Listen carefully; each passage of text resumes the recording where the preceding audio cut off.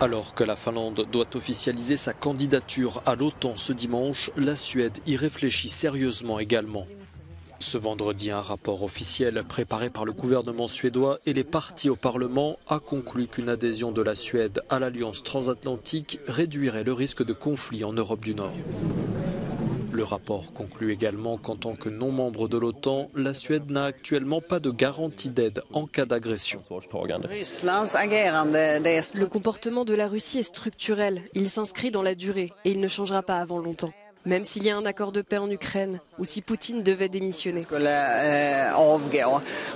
cela signifie que nous avons un grand voisin dans notre voisinage immédiat qui est prêt à prendre des risques énormes, jusqu'à envahir un pays pacifique, non aligné et souverain, qui ne menace en aucun cas la Russie.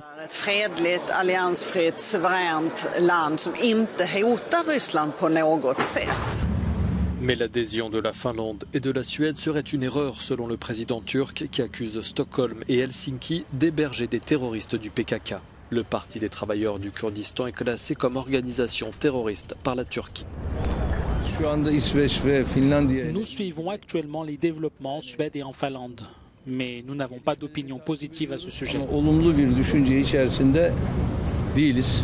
Parce que les administrations avant nous ont fait une erreur concernant l'adhésion de la Grèce à l'OTAN.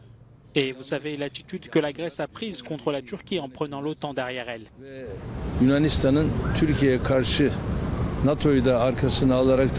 la Turquie, nous ne voulons pas faire une deuxième erreur sur cette question.